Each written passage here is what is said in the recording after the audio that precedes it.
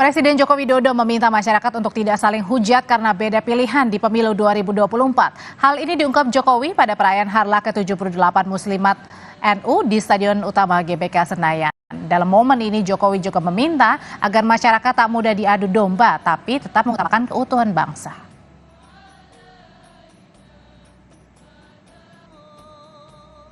Kita tidak ingin gara-gara pemilu, gara-gara beda pendapat, gara-gara beda pilihan, justru kita saling menghujat. Tidak boleh, benar.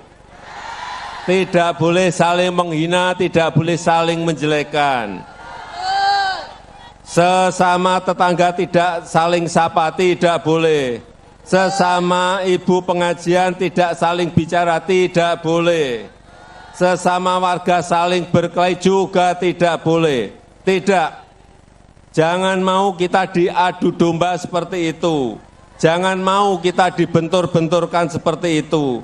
Jangan mau kita dipecah belah seperti itu. Setuju Ibu-ibu? Setuju. Setuju? Setuju. Karena apa? Karena yang lebih penting dari semua itu adalah keutuhan bangsa.